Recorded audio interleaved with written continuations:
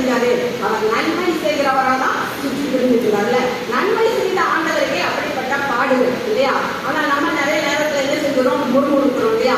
யோசிப்புக்கு இல்லாத பாடுகளா, தானியலுக்கு இல்லாத பாடுகளா, தாவீதுக்கு இல்லாத பாடுகளா? அப்ப எல்லாருமே முறுமுறுக்க ஆரம்பிச்சுட்டு அடுத்தவங்களுக்கு சொல்லிக்கிட்டே இருந்தா என்ன நடக்கும்? யோசிச்சு பாருங்க.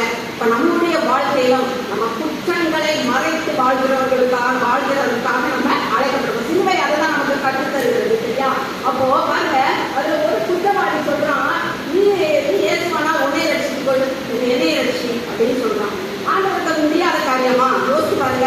ஒரு செகண்ட் நடத்திருந்தாலே என்ன செய்ய முடியும்? எல்லாத்தையும் விடுவிக்க முடியும். அன்னைக்கு சீஷர்கள் கதவெல்லாம் பூட்டி இருக்கும் போது நடுவில் அவங்க என்ன செஞ்சாரு? பயப்படாதீங்கன்னு சொல்றாரு. எப்படி முடிஞ்சது அவருக்கு?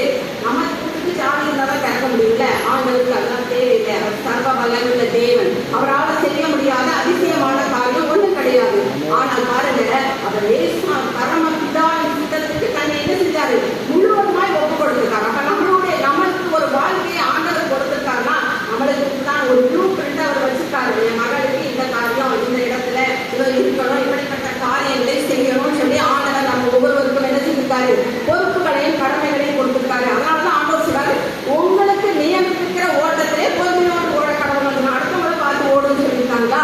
இல்ல, நம்மளுக்கு நியமித்திருக்கிற ஓட்டத்துலதான் நம்மளை பொறுமையோடு ஓட சொல்லியிருக்காரு. வாசிக்கிறீங்களா? லூக்கா 23ஆம் அதிகாரம் 32ஆம் வசனம் வாசிங்க. லூக்கா 23:32.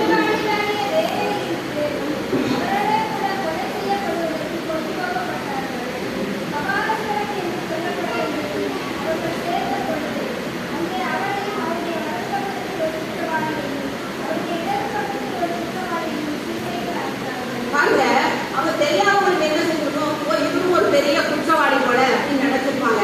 ஆனால் ஆண்டவர் நன்மை செய்கிறவராதான் சுற்றிட்டு இருந்தார். பொறாமையினால்தான் அவர் என்ன செஞ்சாங்க? காட்டி கொடுத்தாங்க. அப்போ நம்மளுடைய வாழ்க்கையில இன்னைக்கு பொறாமை சூழ்ந்த இடத்திலே நம்ம இருக்கலாம். நம்ம குடும்பங்களிலே நம்ம குற்றச்சாட்டுகள் நிறைந்த இடத்துல இருக்கலாம்.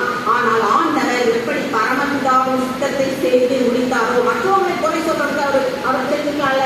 இவன் என்னை காட்டி கொடுத்தான், இவன் பிரதான ஆசாரியர் என்னை இது பண்ணித்தான், இவன் குற்றப்படுத்தினா நிறைய காரியங்கள் செய்திருக்க முடியும். ஆனால் அவர் எதையுமே செய்யவில்லை. அவருடைய நோக்கம் பிதாவின் சித்தத்தை செய்து முடிப்பதில் தான் காணப்பட்டது.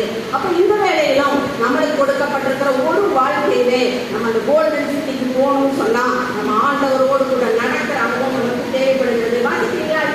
லூக்கா 23ஆம் அதிகாரம் 39ஆம் வசனம் வாசிக்கிறீங்க.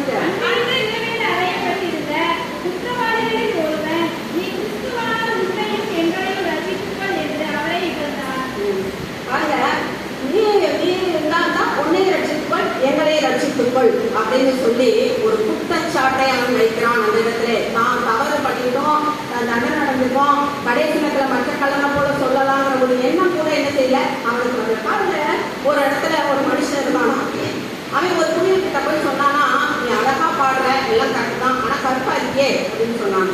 அதே மாதிரி ஒரு கடல் கிட்ட போய் சொன்னாலும் மட்டும்